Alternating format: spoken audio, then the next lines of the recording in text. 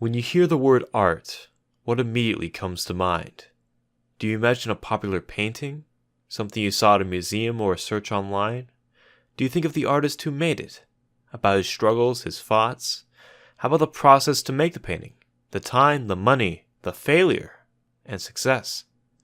Could you dedicate yourself to it? Could you pick up a brush, a clump of clay, or a camera and sculpt anything you want? Are you an artist? Art is based entirely around perspective, how we see or want to see the world around us. It is our own language of sight, sound, touch, smell, and thought. It is the most expressive language in the world, besides body language. Art is the loudest instrument in any orchestra, opera, or play, an instrument that is utilized by thousands of neurodiverse individuals, whose voices are quieter than others. Wyatt is one of those voices.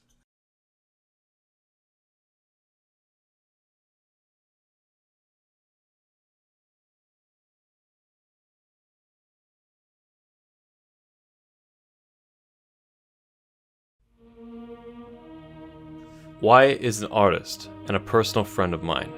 We've known each other for quite a while, but he has been an artist long before we met. He is very adept at drawing and painting, and has grown an affinity for painting egg cartons specifically.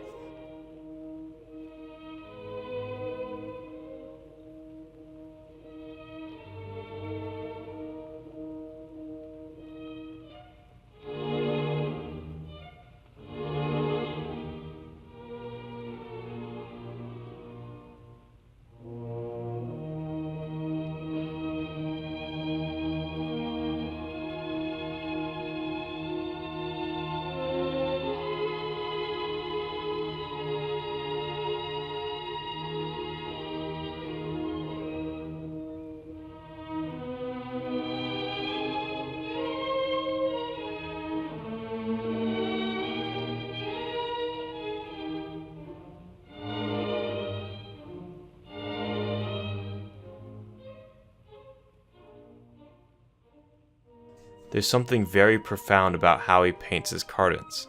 Each spot of paint requires heavy focus. There's hesitation and factors to consider when combining colors. It's almost ritualistic watching him paint, watching him inspect his canvas and decide what color goes where, what patterns should be present.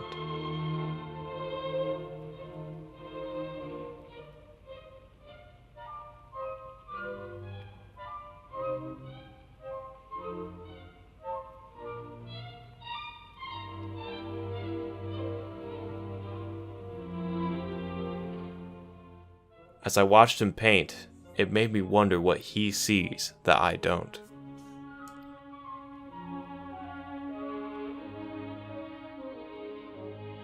I noticed that when you watch someone work, they possess a stoic face, a face of focus, dedication, and determination. You can see something similar on the face of a cubicle worker or a lawyer, but it's not the same. This is a zone of thought where the metaphysical becomes physical, where all ideas are less important than your vision. It's a foundation you build off of and create from.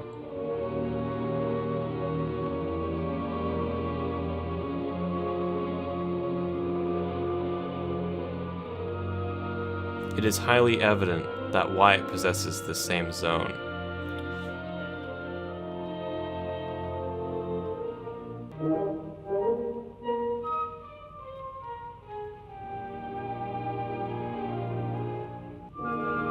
Besides painting cartons, Wyatt also likes to paint portraits of various sizes, all of which possess a mix of surrealist coloring and abstract realism. They're all very wonderful. Each one is more lively than the last, and once you've seen one, you can't help but not see the rest. It's very much a collage of ideas, various images of perspective, various objects and scenes seen in different ways. It's not just a gallery of the same picture with different colors. They're all different and appear like they're all part of Wyatt's experiment to make the perfect painting. While filming this short film, Wyatt has taught me that art isn't just a hobby, nor a job. It's a lifestyle. It's something that you dedicate yourself to do. To make something you and others find beautiful.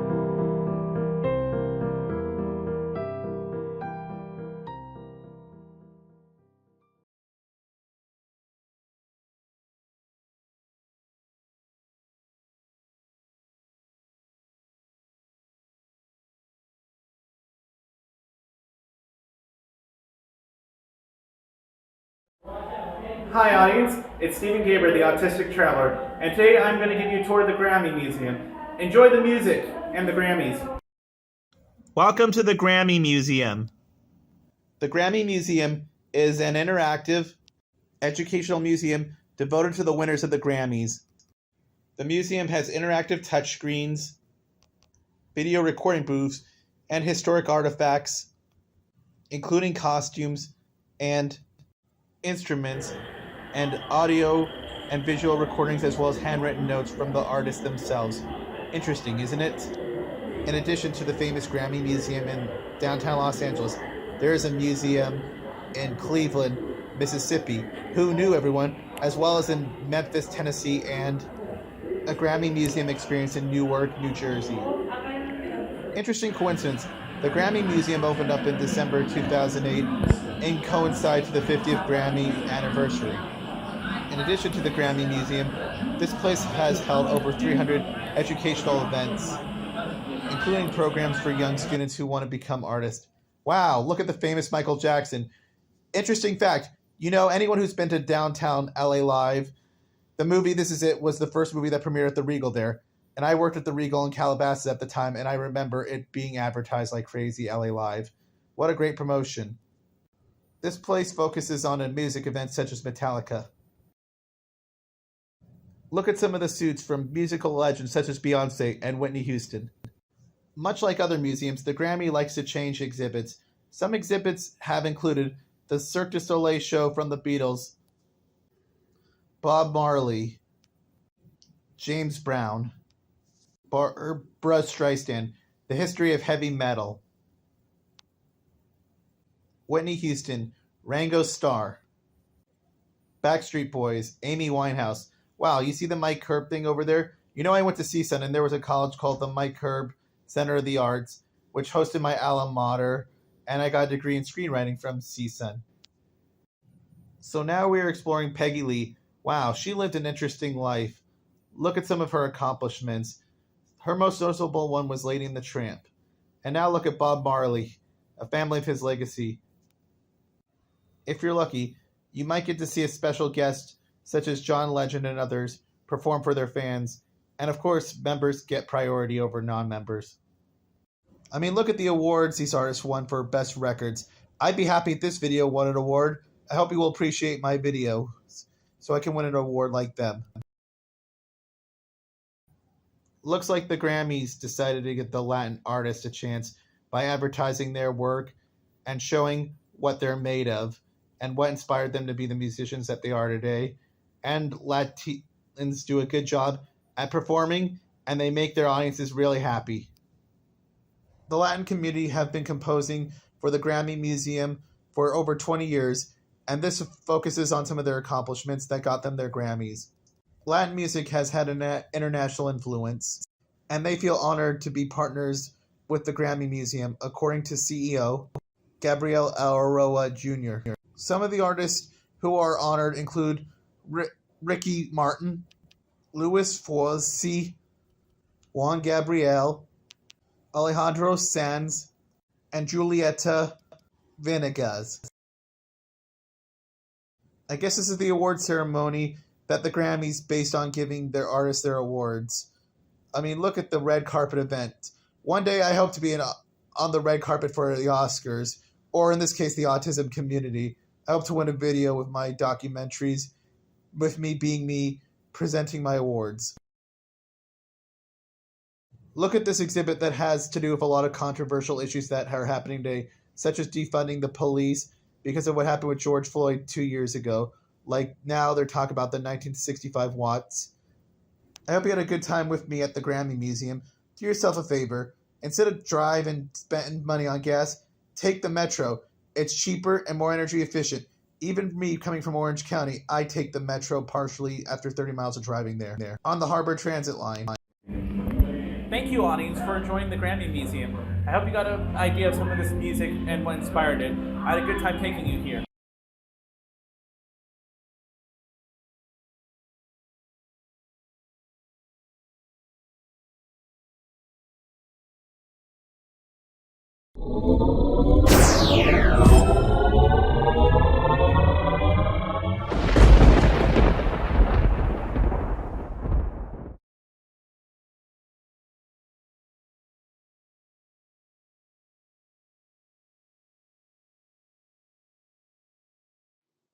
This is a story about a boy named Mace. Mace lived in a small town where everyone's hair was gray. Not only was everyone's hair gray, but so was everything around. The sidewalks, the houses, and even the sky was gray. Except Mace, whose hair was bright yellow. When Mace was born, his parents were surprised that he had yellow hair and knew that he was full of magic.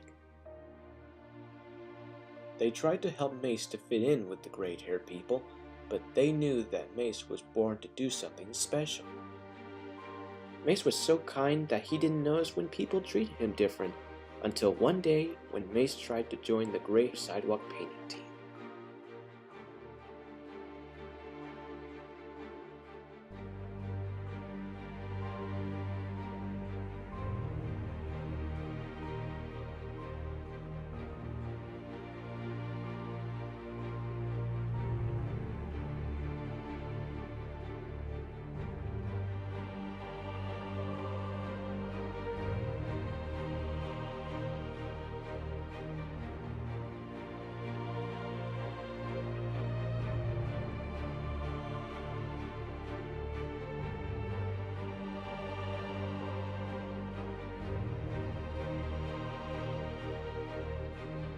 What no one knew is that out in the confusion and loneliness, a magic was starting to grow. Mace had a superpower, and the secret wasn't his yellow hair, it was his open heart.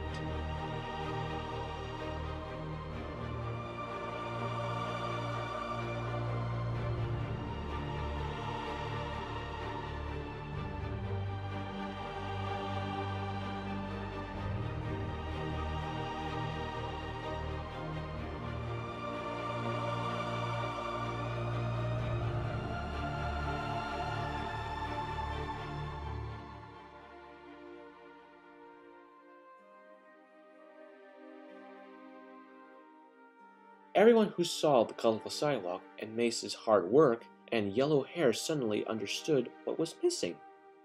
Their eyes were open to all the beauty that had been free from them all along, if they could just accept the differences. That day, the town began to change, and the magic became real.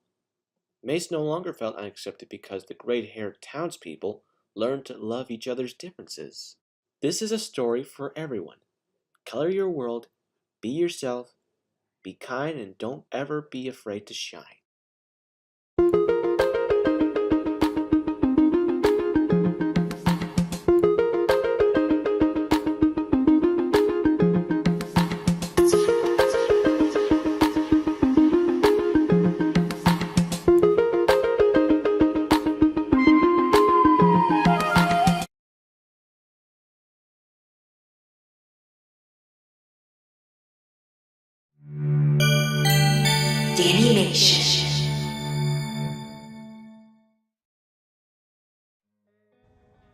I am definitely so excited that I am going to New York tomorrow, because my short film, The Home Office, is going to be shown at the Marvel of Media Awards at the Museum of the Moving Image. All right, we just finally arrived in New York at the JFK airport.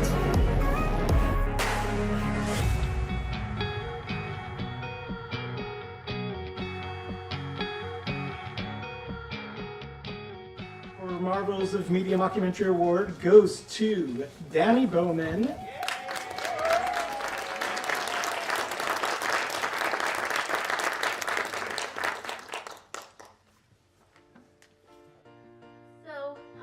I am Dani Bowman. I am the founder and chief executive officer of Animation Entertainment, an animation company that I started when I was 14 years old.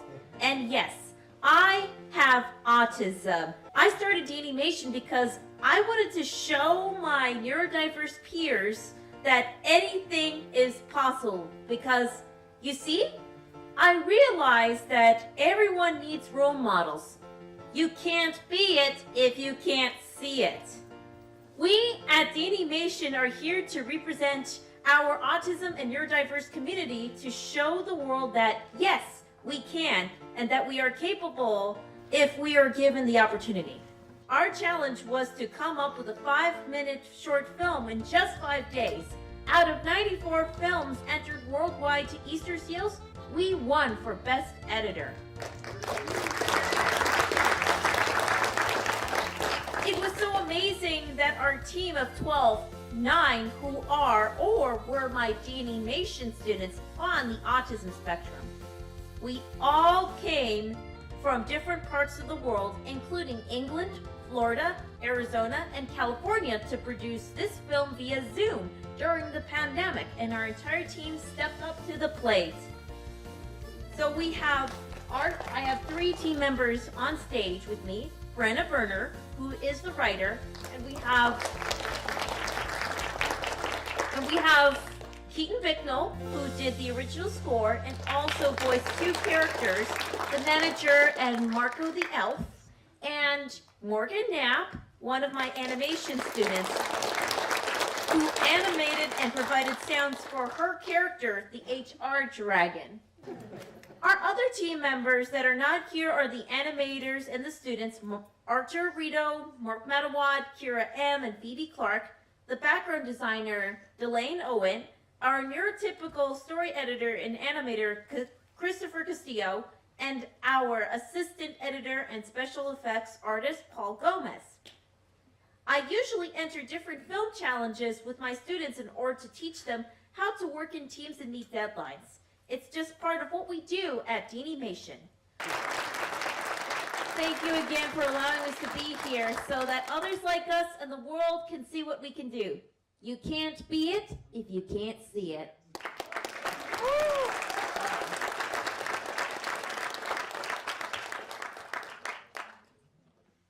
If someone would have told me 16 years ago when I first found out that I had autism, that I would be standing on that stage, receiving an award on behalf of my company, Animation, and my animation students, I would have thought they were crazy. How could a girl who was nonverbal till age 6 and was diagnosed with classical autism and verbal apraxia, who was told that she would never amount to anything, accomplish this? How could this girl have her film displayed at the Museum of the Moving Image in New York? How could she create a company who now has worked with over 2,000 students? How could she develop a program for one-on-one students? How could she employ people with autism? How could she teach animation at many summer animation camps worldwide? Would you have believed it? I know I wouldn't have. Sometimes I still have to pinch myself. I am Dani Bowman, founder and CEO of Animation Entertainment. We at Animation entertain, educate, elevate, and employ people with autism with a goal to help them learn to turn their passion into a career.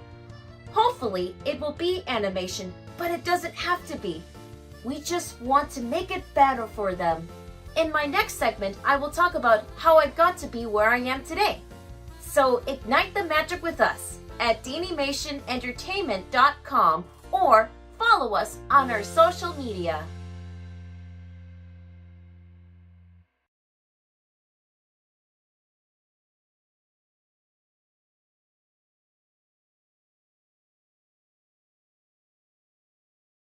Hello, my name is Jordan. I like anime, manga, my favorite color is purple. Oh, and I love to draw. I'm nice and loyal to others. I respect, people's needs. I try to be a good friend and care for them, when they're having a bad day. When I draw, I wish my drawings could come to life and use their powers to help others. One night, I had this dream that I was in a cave. I walked deep in this dark cave and I saw a wise old man. He walked up to me and said, "The chosen one is you, but with greater power comes greater responsibility." The old man then disappeared into dust. I woke up and saw something strange on the night table next to me. It was a magic purple pencil. A bright light was shining on it. All of a sudden, a voice out of nowhere said, "The chosen one is you. You are now the master of the magic pencil. Use it wisely." With this new power, I will draw heroes to help save the world. I will unleash the power within me, helping my family, my friends, anyone in need. I love my life. Yes, yes, yes, yes, yes, yes, yes.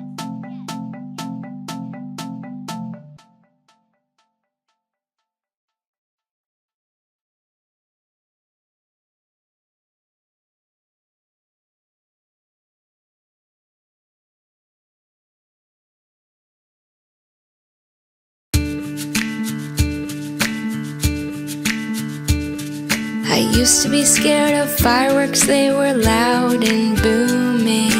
I was once scared of creepy movies. You were such a good friend when you put your arm around me. You told me everything would be alright. Now we've overcome our fears. All we need are friends. So cheers, cheers to love and having fun. Cheers to fixing our hearts. Cheers to healing everyone. Cheers to fixing our hearts.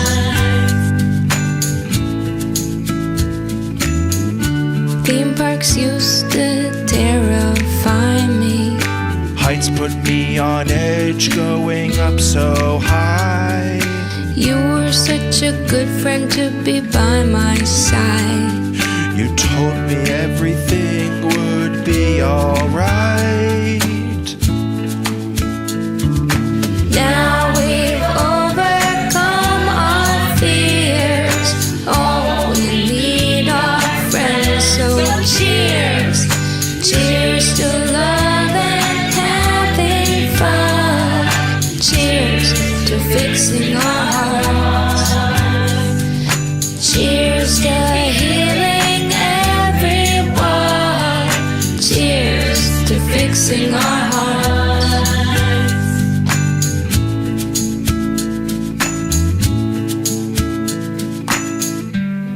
Hey, remember that time we watched Jaws? Jaws! I was so scared of that shark. Well, I told you it's not real, it's just a movie. So it's nothing to be scared of. Oh yeah, you're such a good friend. Thanks. Now we've overcome our fears. All we need are friends. So cheers, cheers to love and having fun. Cheers to fixing our hearts. Cheers to healing everyone. Cheers to fixing our hearts.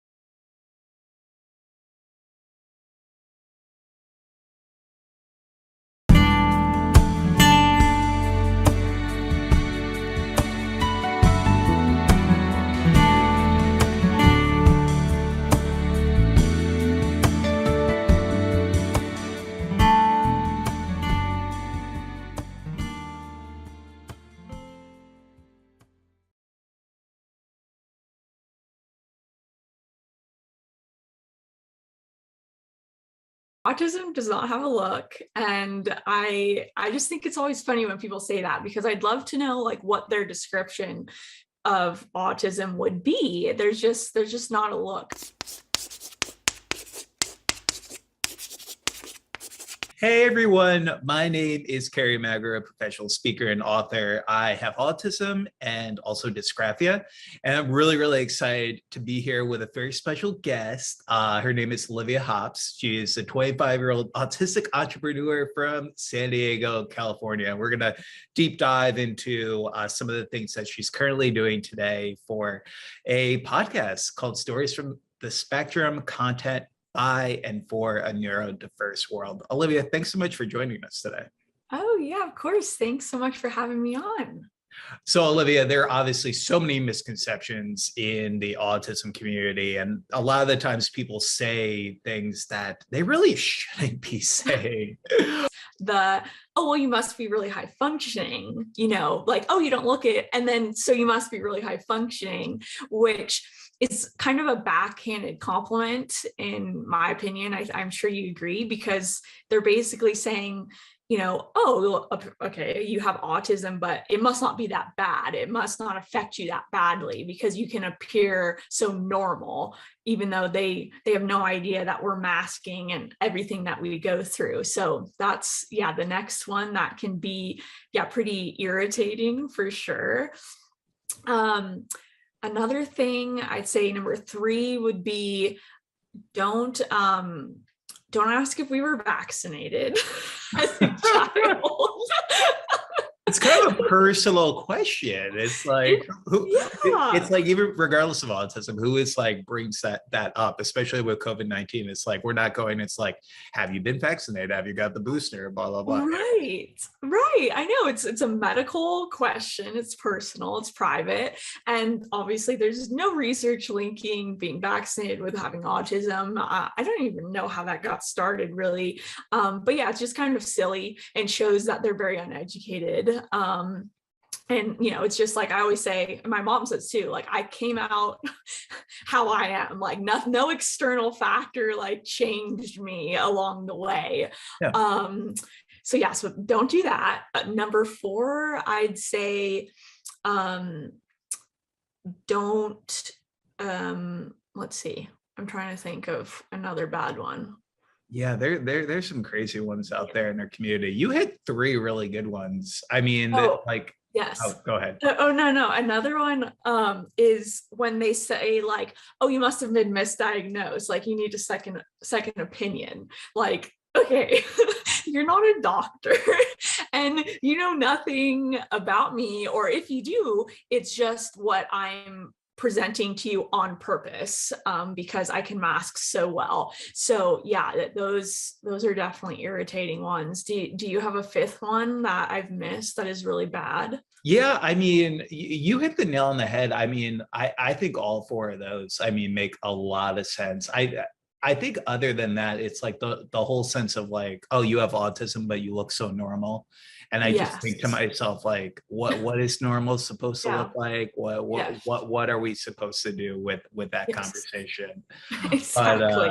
But yeah, so no, I absolutely agree. So Olivia, so obviously there's so many things you shouldn't say, but there are also some great, like, I mean, there's some great books, there's some great films out there in our autism community coming out today. The entertainment world is kind of really seeing autism and being able to highlight it a lot more, especially right now in 2022. What are some of like your recommendations? What is something you're reading right now? Maybe like, tell me a little bit about that. Yeah. So when I first discovered that I may be autistic, the first thing I did was order a book called Aspergirls by Rudy Simone. Really awesome book. I really liked it. It was a very easy read. Olivia, who are some advocates you currently look up to in the community? Are there anyone that you're following on social media maybe? Tell me a little bit about that. Yeah, well, first foremost, I follow you, and you're of course one of my favorite advocates. What you do is incredible, and I mean it. It's not just because you're interviewing me. I completely mean it.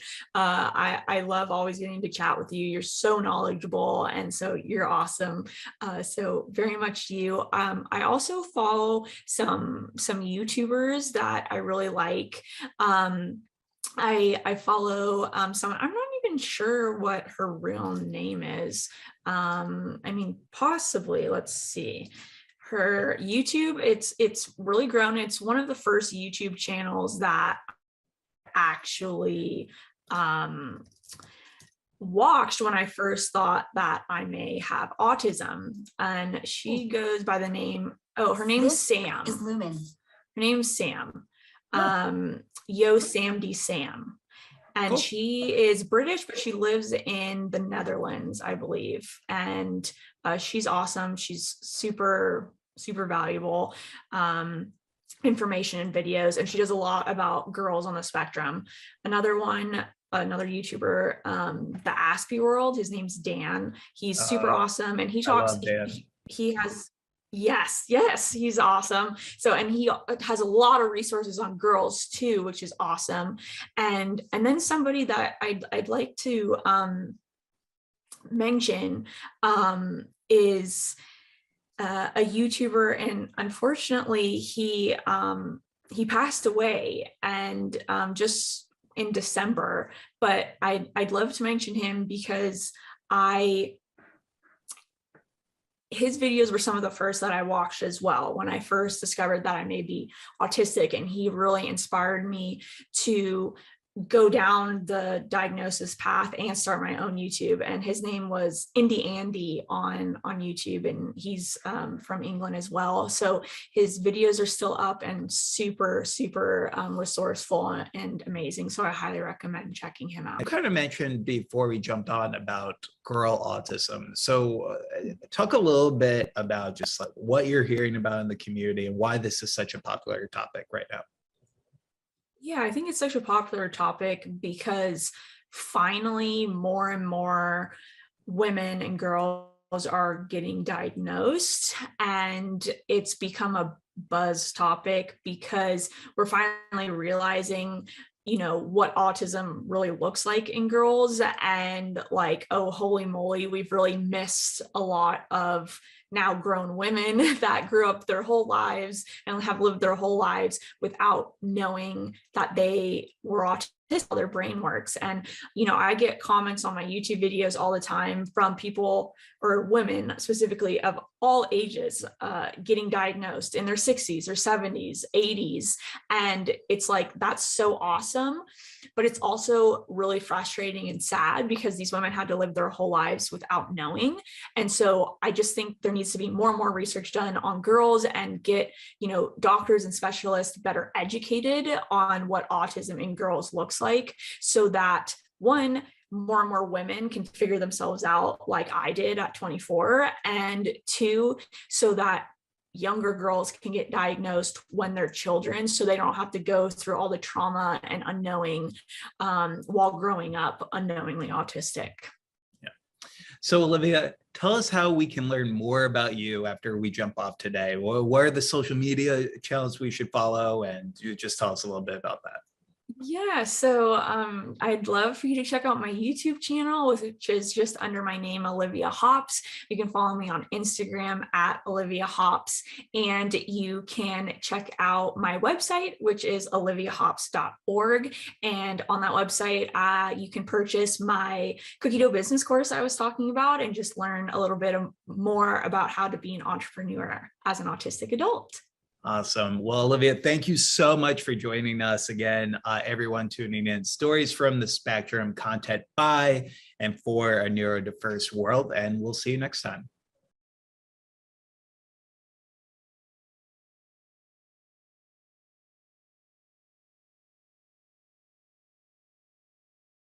When I was a kid, it seemed like everything I did was something that no one quite understood.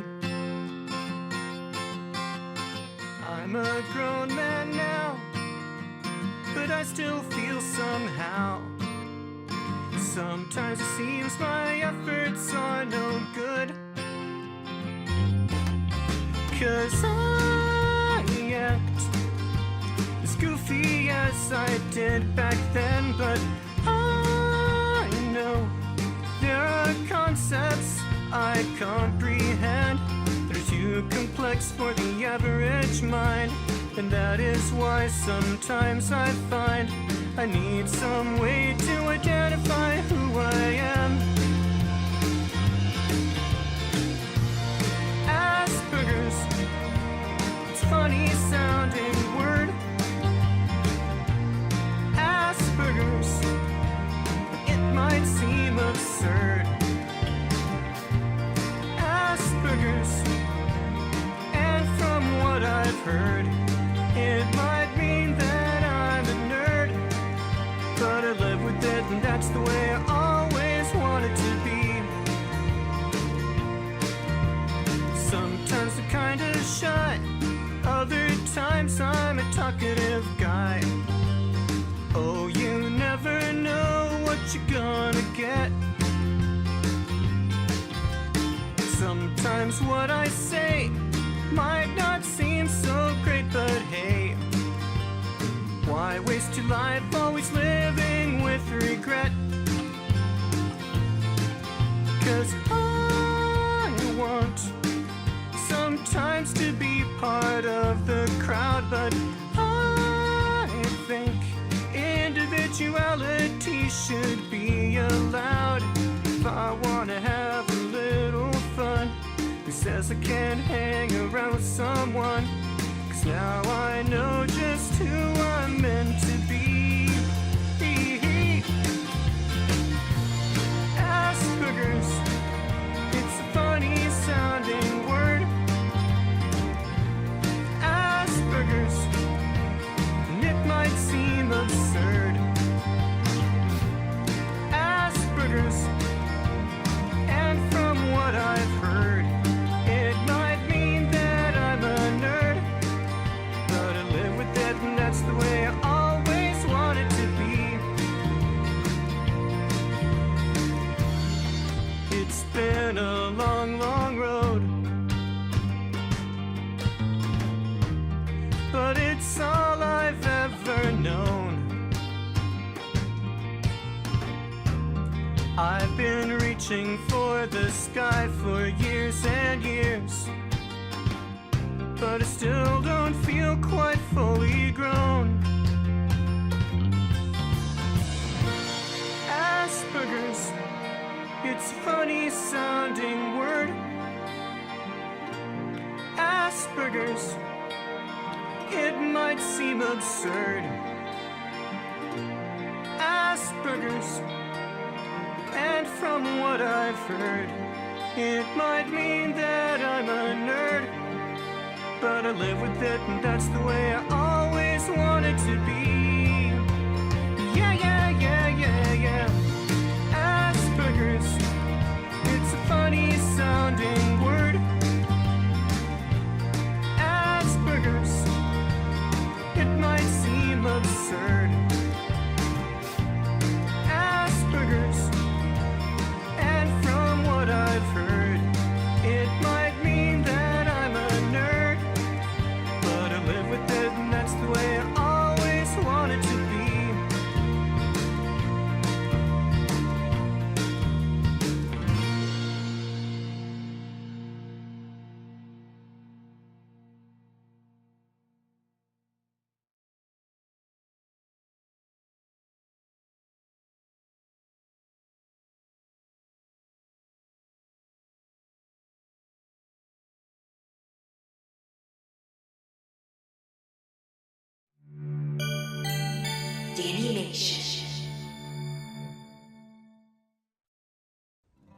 Welcome back! Now I'm going to talk about how I got to be where I am today.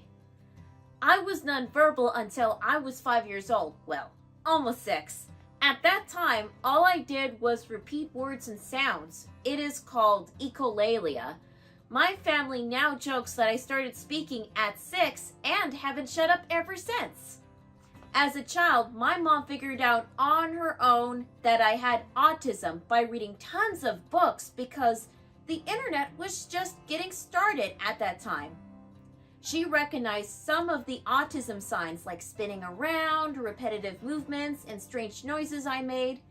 I used to line things up and I climbed everywhere I could climb. She would often find me way on top of the tall bookcase we used to have. Luckily, it was fastened to a wall. There were many challenges that followed when I was finally diagnosed, and my family were told not to expect much from me. That I would never have friends, that I would never finish high school or have a career, along with many more dreadful outcomes that my family should prepare for. In March 2009, my company Danimation Entertainment was fully launched with the assistance from my aunt and uncle. My original goal for Danimation was to just be like many major studios like Disney or Warner Brothers. However, I encountered the grim statistics of people with disabilities. It was unacceptable because I knew those statistics applied to me, so I changed my focus. The same year when I launched Danimation, my family introduced me to Toon Boom Studio and Adobe Premiere Elements to help me better animate and edit. At first, my uncle showed me the basics of using Toon Boom. Since I was used to other softwares like MS Paint and Adobe Photoshop, I quickly learned how to use Toon Boom. Within a couple of weeks, I already learned way more than my uncle could teach me. Because my uncle is an entrepreneur himself, he explained to me the business side and the importance of partnerships. In the fall of 2009, I began my partnership with Joey Travolta's Inclusion Films. Joey Travolta was the one who gave me the first animation gig, my first animated short Ia story. I also got to work on a couple of projects at Inclusion Films, like the animation segments for a music video called The Cave by Scott Seagal's band Arrest My Sister. I illustrated and published 2 books, Dani and Goliath and Richie and Goliath, animated an anti-bullying PSA called Heroes Only Exist in Cartoons, and an opening sequence for a show called Mia's Makeup Corner, along with many others. In the summer of 2011, Joey Travolta invited me to teach animation to children and teens with autism across the country at film camps in Jacksonville, Florida, Tenafly, New Jersey, and Detroit, Michigan. Then the next year at San Diego and Moraga, California. I owe a lot to Joey Travolta. He has helped me be where I am today. Later, since 2012, I branched out on my own to teach animation at OCALI, the Ohio Center for Autism and Low Incidence in Columbus, Ohio, then at the Center for Autism and Dyslexia in Findlay, Ohio.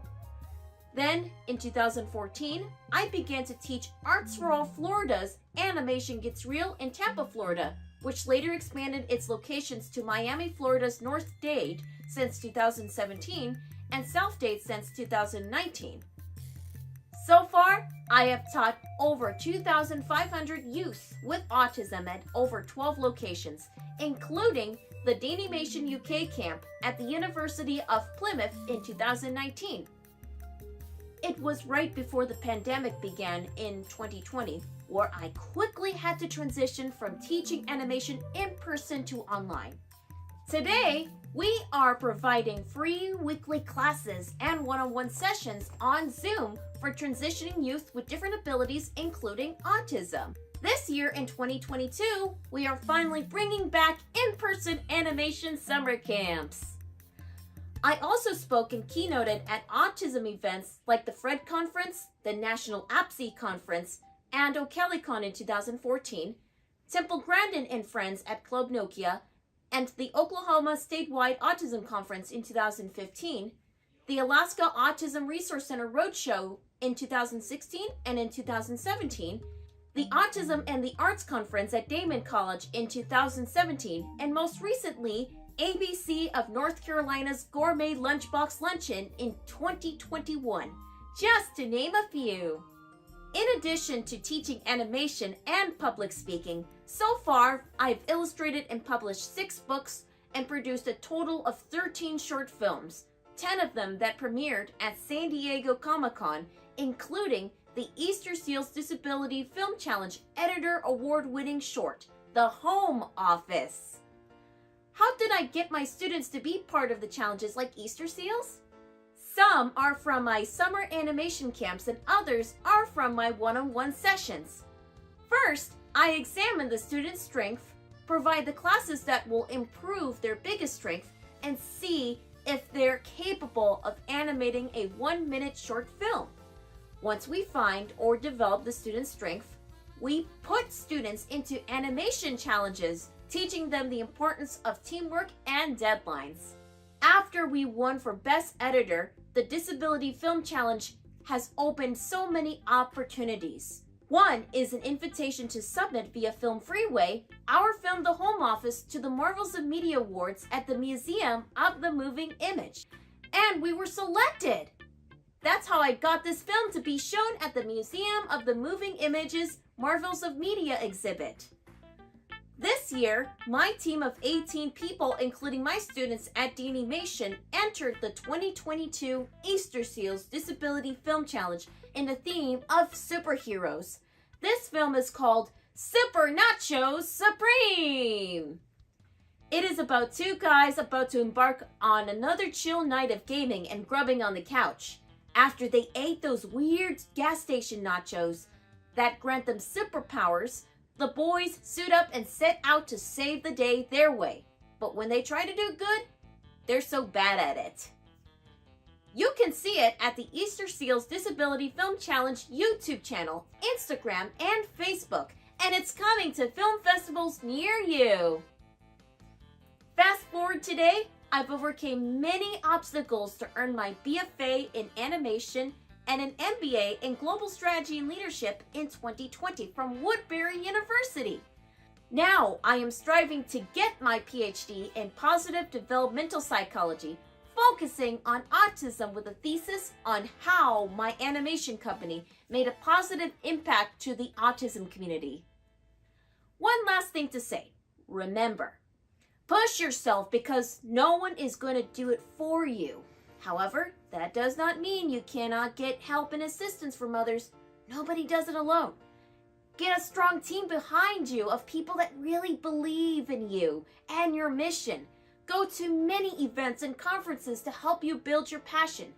And don't listen to the naysayers. If they say you cannot do this or you cannot do that, just look straight at them and say, "Yes, I can and I will. Just watch me." So my advice to all of you, if you don't have a passion, find one. And it's okay to ask for help. Remember, anything is possible. If I can convert my passion into a career, so can you. For more information about our animation workshops and one-on-one sessions, ignite the magic with us at DanimationEntertainment.com or follow us on our social media.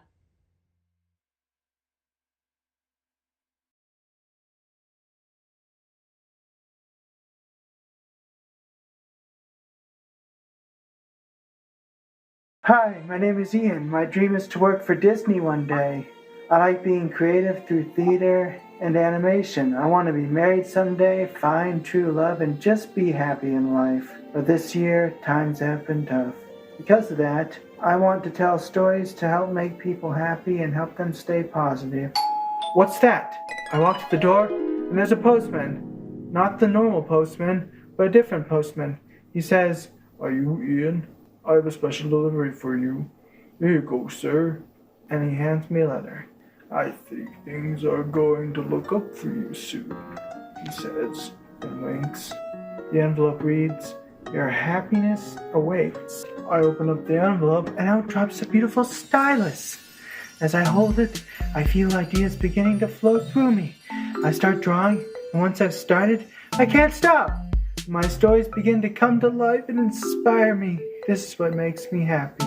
Watch out, world. Here comes happiness.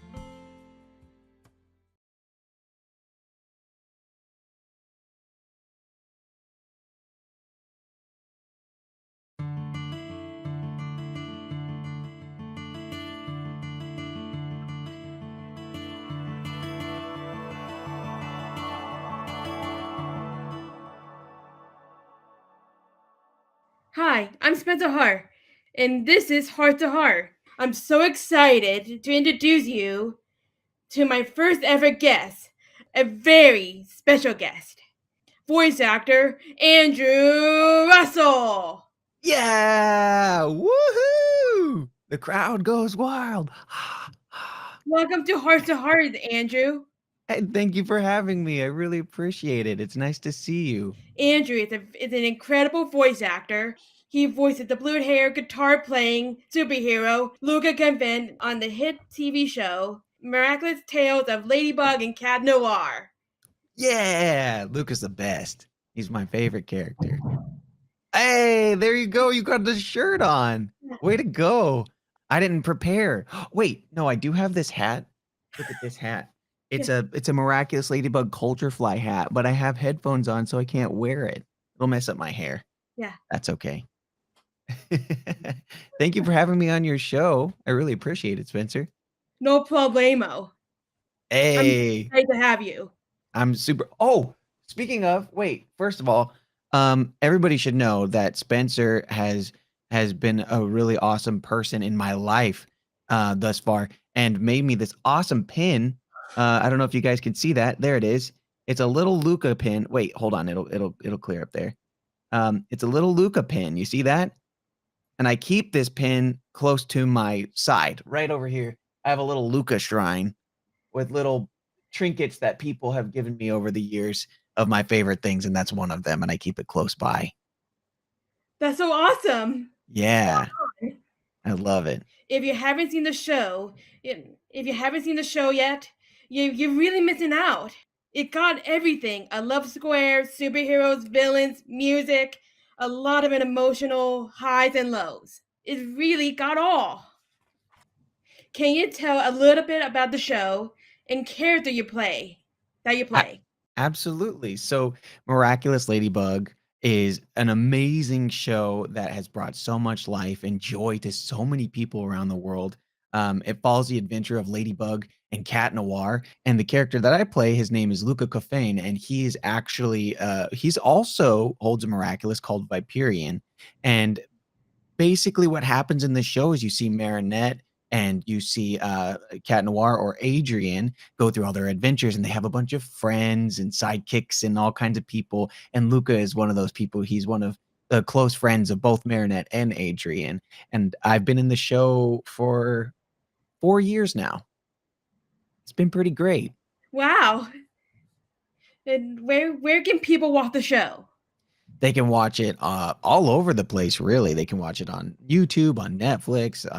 I'm sure it's on Disney somewhere floating around. They can find it all over the internet. Just take a look and search around on your favorite way to consume videos and media. Season 4 had ended. With such a cliffhanger. Are you working on it now? Are you working on season 5? Oh, I am working on season 5, and it's I gotta tell you, I was blown away by what they did at the end of season 4. It was really, really cool, and there was a lot of like mystery and things happening around what happens with my character Luca and what he knows and what other people don't know without getting anything away. And really, I'm looking forward to seeing in season 5 if we develop that at all and like what happens next, because there's so much potential of what's going to happen. I am so excited to share with you guys.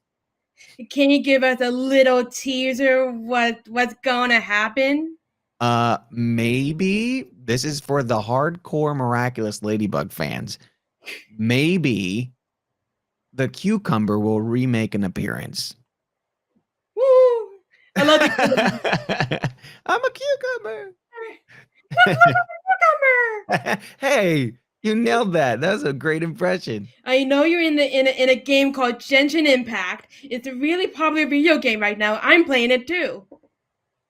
Are you working on anything else right now? That's awesome. Yes, I am. I actually have a session today and on Monday for a really popular game. I can't tell you what it is because I've signed what we call NDAs, a non-disclosure agreement, where I can't really talk about it until it comes out. So this is a really exciting game that I'm going to be sharing with you. But I will tell you, it's kind of like in the world of like Genshin Impact. I loved working on Genshin Impact. I actually played a bunch of characters over a variety of different sessions for that game. You can find me all throughout the world. I actually got to voice the character. His name is Yosurf, which is this little boy's lost dad. And it was really funny because I stream games on Twitch sometimes. And when I first started playing Genshin Impact, I found the little boy in the game, and I didn't know that I was going to play his dad. And I started going on an adventure. And in this adventure, you find these journals, right? And these journals, like, they have stories, and the dad's like telling, like, oh man, I'm climbing up the mountain, and I hope that I make it okay. I love my family, stuff like that. On my Twitch stream, I was just playing around reading the lines as if I was his dad, who at the time wasn't in the game. And then when I got cast into the game, I went into the session, and the casting director and the director said, "You're going to be playing Yosurf, who's the lost boy's dad." And I was like, "Did I will this into existence? What happened?" It was amazing. So I had a great time doing Genshin Impact. That was a lot of fun. Do you like voicing animated shows or video games more? That's a tough question because I really enjoy animation for a lot of the high energy, over the top, like really fun charactery sort of work. And then I love video games because they're much more grounded in a cinematic universe. So things like Genshin, or even this game that I made called Lost Ark, it's very cinematic in their storytelling, although the character is still really heightened and really like over the top dramatic sometimes. uh that character still lives in a very grounded place. So approaching it from an actor's perspective, it's much more challenging and much more exciting for me to play a video game character, because I get to really dive into like the voice of a Umarian dwarf in the distant lands of Arcasia, or a goofy character, but I have to make them realistic, and that's a challenge. It's very difficult, but it's a lot of fun. How do you become a voice actor? Do you always want to be a voice actor? Isn't it your dream? Of course, yeah. I've always wanted to do voice work. When I was in 7th grade, actually, I started playing video games a lot, and something clicked like that in my brain once I was playing a game, and I heard the characters, and I said, "Those are people getting paid to be voice actors. Like, this is a career." And from that moment forward, I started looking at video games in the perspective of an actor's perspective. I started listening to the way that they're doing things and doing all that stuff. So all my years of doing theater and musical theater was all leading me to try to learn and hone in on my craft and get to the point where I could be a voice actor. And that's where I am now. And I love it. And I think anybody who wants to do it, what they have to do is just start working on things now, start practicing now. And there's no time like the present. There's no better time to look on YouTube. There's all kinds of resources on TikTok and all that stuff. As long as you're really hyper focusing and looking for the content that you want to be looking for, you can learn how to do anything right now. So I say go for it. Now we're gonna play a little game called This or That. It helps our audience to get to know you better. I shout out 2 things, and you can pick one you'd like the best. Okay? Great. Pizza or burgers? Pizza. Summer or winter? Summer. Sweet or savory? Sweet. Cats or dogs? Oh, dogs. 100%. High tops or low top shoes? Low tops. That's so cool. Thank you so much for being my guest today, Andrew. I think you are really awesome and super talented, and it was an honor to have you on the show. Well, thank you for having me, Spencer. It's really, really, the pleasure is mine. I'm so happy you asked me to be here. No problemo. I love you. Mwah.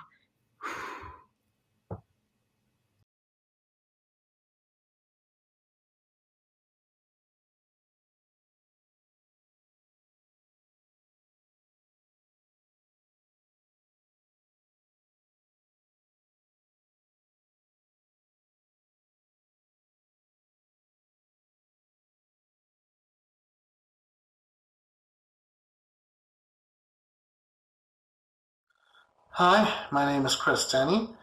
I am an actor and stand-up comic. I've been in dozens of commercials, a few films, and I've performed at a few comedy clubs in Southern California. Oh, and I am also autistic. Now, I love going to professional car shows because, in addition to seeing all the new models before they hit the showroom floor, there's also the concept cars you don't get to see anywhere else. And those are some real nice ones. But I also like going to the amateur ones where they bring their pristine classics or their rat rods or even sometimes their scratch-built customs. But either way, I get to see under their hoods, talk to some of the owners, and I'd like to take you on a little tour of some footage I shot the last time I was there. Okay, here's the first car and one of our regulars, a 1972 Datsun 240Z with a small block Chevy V8 in it. In addition to that, it's also got a little spoiler and funny little stickers like V8 inside or Hybrid 240Z, burns gasoline and rubber. Yeah, that's a good one. Oh, and it's also got a nice little roll cage. And here we have a Corvette. Not much to say about it. This one looks pretty stock, except for maybe the paint job. So we'll move on to the Trans Am next to it. Not much to say about that one, admittedly, but it's also got a very nice interior, and is also one of our regulars. Looks to be a 79 model, I think.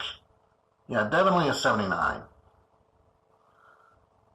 And, let's see, Kathy's may or may not be a Dodgers fan, but either way, definitely a nice car. Possibly custom interior, too. And, of course, there's some funny little fuzzy dice there. Can't have a classic car without fuzzy dice. And next to that, we have a Ford Fairlane, Crown Victoria. Looks to be a resto mod, judging by the wheels and the steering wheel. So, but it looks absolutely gorgeous. Good old chrome and two-tone paint. Hard to go wrong with that look. Probably a 56 model, actually. Definitely 56. Oh, and of course we have one of those old Ford two-door sedans. Another resto mod by the looks of it. And there are these little side windows with some very tasteful etchings on them. Little flowers. I think those were aftermarket options in those days. Probably got them now. Still a gorgeous car regardless. And here we have a Mitsubishi Eclipse convertible. Not much to say about that. But the MG next to it, that's a beauty. And it may or may not be imported, which is weird because of and the National Rambler wagon. That's always nice. And of course there's another Crown Vic.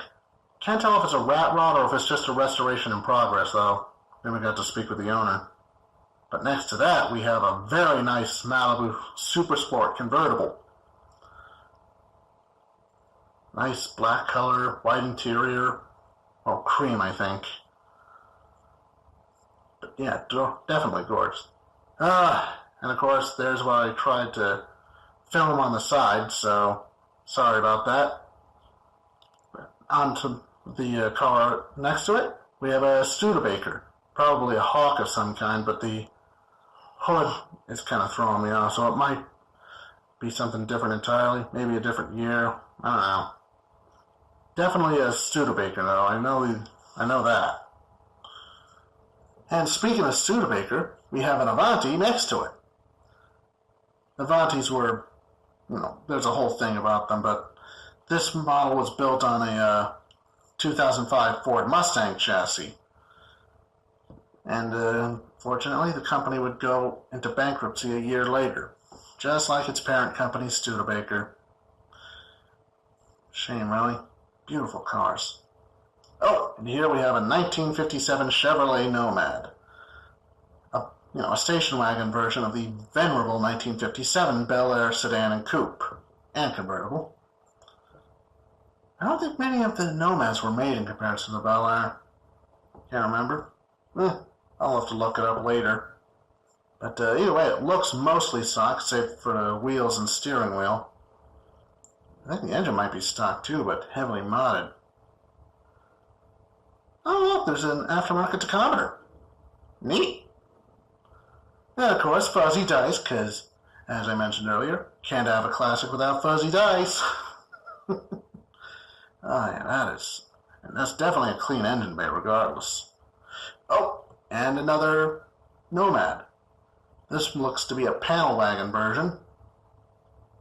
I'm like, but, yeah, definitely a panel wagon version. Guy's probably a rod, drag racer. Oh, and of course, there's some really nice zoomies coming out the bottom, near the back tires. Absolute beauty. Gorgeous cream color, too. Can't tell if the panel van's a custom thing or not, but whatevs. Oh, and of course, we have a nice hot rod. Real beauty. Nice black.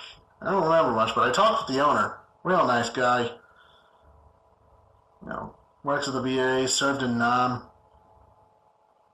Real fun guy from what I could tell. I can't tell if he built it, can't remember if he built it recently or not, but, oh, there's a very lovely current gen Challenger. It's got that really nice Hellcat logo on the rear quarter. Oh, and of course there's a 1974 AMC AMX Javelin. Or was it AMC AMX Javelin? Either way, this thing still looks as stock as the day it rolled off the assembly line. So yeah, credit where it's due for the owner managing that. And of course it's a real nice car in its own right. And of course next to that, we have ourselves... Oh wow, that was a nice interior. Yeah. And of course, next to that, we have what looks to be a Restomod Camaro. Or at least I'm assuming it's Restomod, judging by the modern wheels and brake pads. But yeah, actually I'm pretty sure that's a Restomod. Real beauty. Can't tell what that shade of blue is though, but I like it. What does that mean, Restomod? Oh, Restomod is basically where you restore a car with a number of modern components. New brakes. Oh, and here we have a Mustang Fastback. Most likely a regular Mustang, but it could be a GT350. But definitely a beauty either way. Got that nice bullet green, but it's not exactly the bullet Mustang. Not the right wheels. And it's got the Shelby stripes on it. Real beauty. Oh, and speaking of Shelby, it's got one or two stickers regarding him. Carroll Shelby. And when you say bullet Mustang, what do you mean? Oh, the Mustang from the movie Bullet. That certain green. Oh, there's a T-bucket hot rod.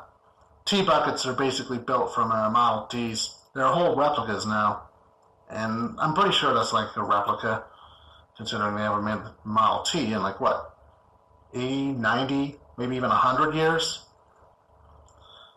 But it's always possible that might have been passed down through the family, but I'm willing to bet it's most likely a replica. Oh, and of course, here we have a 1957 Ford Thunderbird. Pretty much everything is stock.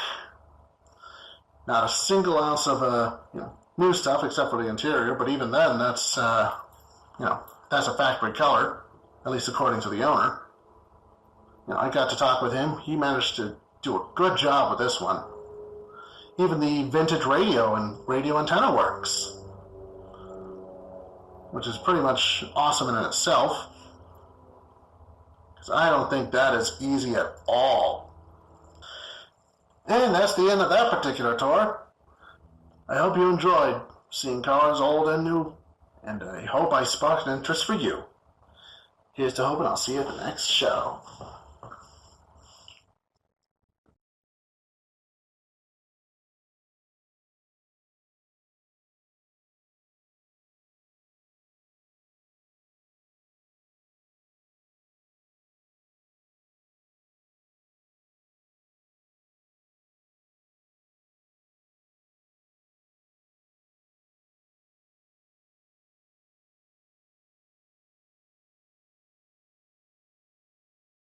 A lot of times girls and women on the spectrum hear this. That's, an area that I work in as well. And oftentimes, you can't have autism, you're a girl. And again, that is just out of the diagnostic ratio of 4-to-1, with more boys than girls being diagnosed. Hey everyone, my name is Dr. Carrie Magara, professional speaker and author. I have autism and also have dysgraphia, and this is Stories from the Spectrum, and I am here with a very, very special guest. She's also a dear friend. Her name is Amy Gravino. And Amy, why don't you just tell us a little bit about yourself as we're kicking off today? Sure, Carrie. Hi, everyone. My name is Amy Gravino, as Carrie said, and I am a relationship coach in the Rutgers Center for Adult Autism Services and an autism sexuality advocate and professional public speaker. What are some things, and maybe like if you could give me like 4 or 5 things that you shouldn't say to somebody who's on the autism spectrum based on your experiences?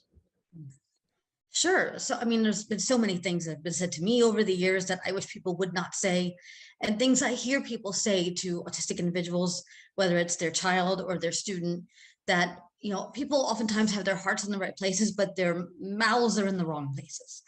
And a lot of it, I think, ties into the expectations that we have or don't have for people on the spectrum. So, saying to someone, oh, you're so smart, I would never know that you had autism until you said something. That's something that's been said to me, and that's not helpful, because I'm harder on myself than anybody, of course, but it makes me feel like I should be able to do things that either I can't necessarily do or that I need to learn how to do, and then I feel frustrated that I can't do those things, and I feel afraid I'm going to let everybody down. Also, you're autistic. You're not capable of empathy. And that's something that was written about me as a child. It was written by a mental health professional, saying, Amy does not understand empathy, and has no sense of humor. And I was 9 years old when these things were written about me. I was 9. I was a child, and this person decided this about me. And I think that just speaks to a general theme of not making, proclamations at all about autistic people, because we tend to have this, preconceived idea that when somebody's diagnosed, if they're a child, for example, that's where they're always going to be, that autistic people can't grow and change. And that's not true. It's simply not true. So, and for many mental health professionals, they are informing parents' perceptions of their children. So you have to be very careful about saying these things, not just to an autistic child, but to their parents, to, anybody who is going to be shaped and informed by what you write. The team at the school that works with the child, the paraprofessionals and the speech pathologists and whoever else. You have to just be so careful. And again, I think that just speaks to an overarching theme. I see this with lots of adults talking about autistic people when they're in the room, as if they can't hear them. As Or if in they the can't room. hear them. Yeah. Or yeah, exactly. Well, And the whole idea about empathy, it's just some of the kids I work with and some of the adults who are close friends with me all on the spectrum are some of the most empathetic people I've ever met. So being able to be mindful of that, I think is really, really important. So Amy, so obviously you have a wide range of expertise in the world of autism. For parents, educators, and just our general society, what would be some books, some films maybe, that you would recommend to people to learn a little bit more about autism? Sure. So, when I think about, autism in any kind of media representation, I think, with films and TV, that there isn't any one movie or TV show that's really nailed it yet in terms of representing autism.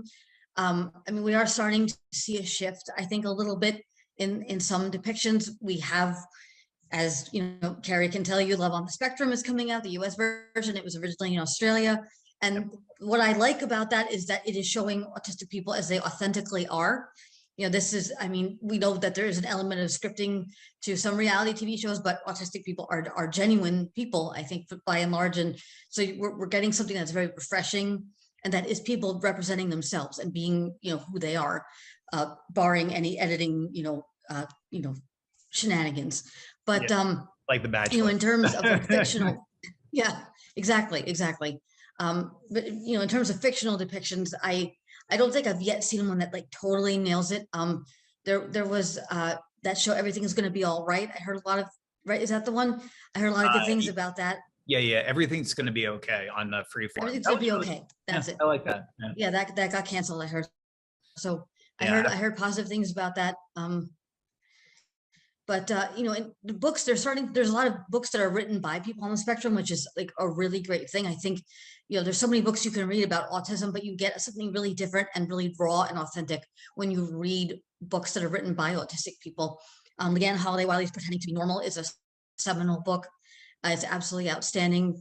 Temple Grandin Thinking in Pictures was one of the first, I think, that came out written by folks on the spectrum. And it is, you know, again, she is a product of her time, Temple, and the world has changed, you know, since that came out, certainly. But Sure. and then, of course, Carrie, you've put out books that, you know, I know have been really helpful to a lot of people. And I myself am, you know, currently authoring a book Yeah, no, I was gonna called say, The Naughty Audie. Yeah, The Naughty Audie. Yeah. I am so excited to read that book whenever it does come out, because it's, you know, I often talk about relationships, but what I think you've hit the nail on the head on, which a lot of experts really just don't even want to talk about, is sexuality. And I think you've kind of championed that cause within our autism community. So I'm really excited to hear what you think about that topic specifically. Some great recommendations. Temple Grandin's Thinking in Pictures was kind of one of the first ones I also read when I was 19 and trying to disclose to more people about my autism diagnosis. So obviously we have the Temple Grandins of the world that we can follow. Who are some other autism advocates that you currently follow in the community who either inspire, educate, just all of the above, really? Well, there's a lot of amazing advocates out there, both who are on and off the spectrum. And of course, immediately one that comes to mind is my dear friend, Dr. Peter Gerhardt, who is an amazing man. He is not autistic, but he has been working with autistic adults for over 30 years. And he is like the authority, as far as I'm concerned, on adults on the spectrum. And he's a passionate advocate. And he has, most importantly to me, the reason why I mention him is that he doesn't just work with autistic adults, he is friends with autistic adults. You know, he's not just seeing them as clients or patients or students, they're friends, you know, so he sees us as human beings. And I think that's just so important. It sounds like a basic thing, but it's not. And he's one of my closest friends, consequently. Again, there's just so many amazing people out there. Dani Bowman, who is also in Love on the Spectrum, she's great. I mean, has her own animation company, and she's come so far in the years I've known her. Like, she's just grown up in front of me. She was a little baby, and now she's all like, I know, woman sized and everything. It feels so weird because we gave her a scholarship when she was going to Woodbury, and now I'm just like, now she's on a show talking about being in relationships and talking to boys. And I'm like, I'm not ready. I'm not ready. How can people learn more about you and your journey, and what would you like people to know about you? Oh gosh, so I guess, you know, because when I give presentations mainly on autism and sexuality, that's kind of my dedicated special area of interest and research, but I present on other topics as well, you know, growing up on the spectrum, entering into adulthood with autism. And I always try to emphasize the fact that this is a journey, and that as far as I've come, I am still learning. I dislike the word expert very strongly for this reason, because to me, expert is a static word that confers with it an authority that cannot be challenged. So I like the word specialist more, because we're learning so much all the time about sexuality. We're learning so much all the time about autism. So I don't think any one person is a true expert in that authoritative, you know, sense. And so I don't have all the answers, and I want people to know that no one person does have all the answers. Right. And so that the most powerful thing that I can say to any client I work with or anything is, I don't know. I don't know the answer to that, but let's find out together. Right. That's what it's all about. It's about growing and learning together, and all of us being on a journey in this way. I love that. And to help those who are walking the path I was once on. So, Well, And it's also very humbling when you can say, like, I don't know all the answers, and you don't pretend to know all the answers, because I know many experts in the community who really think of themselves in that way. And, Oh, yeah. you know, it's not doing justice for the community. And we like to talk about autism and authenticity a lot. You know, let's just make sure that we're trying to do that.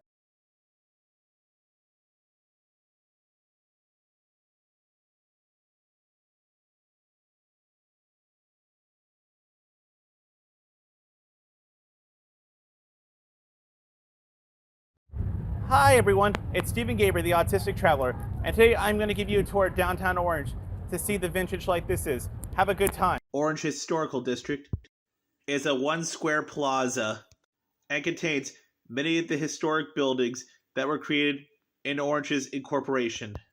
Orange is a vibrant commercial district that contains the original bank and oldest operation soda fountain. This historic district was placed on the National Register of Historic Districts in 1997 and is the largest National Register historical district in California.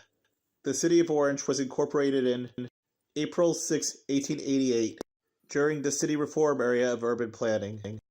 Orange dates back to 1869 when lawyers Andrew Chapman and Alfred Glassell accepted the land from Rancho Santiago de Santa Ana as legal fees.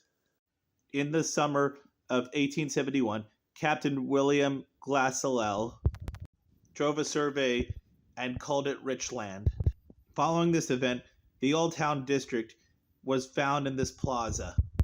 This town was originally called Richland and was changed to Orange in 1873. When they applied for a post office in the town, but discovered there was a town called Richland in Northern California. Legend has it that this town was named after during a poker game, but it was really based on promotional value. Oranges and other semi-crops were found in this town, which is probably why it got the name Orange. And they also were considering splitting this part into a separate part of Orange County, into 2 counties. Let me tell you why I'm visiting the antique shop so much, because it was my favorite highlight of the day. And I love seeing Robin Williams as the genie. You should buy that.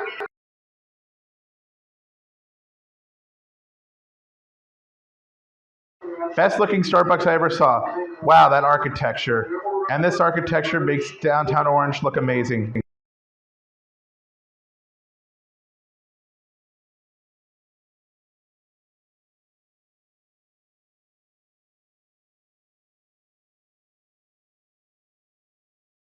Welcome to downtown Orange. One could take the Metrolink all the way from downtown Union Station in Los Angeles to Santa Fe Depot in San Diego. Much better than driving on the 5 freeway and spending gas money. Wow, those gas prices are expensive.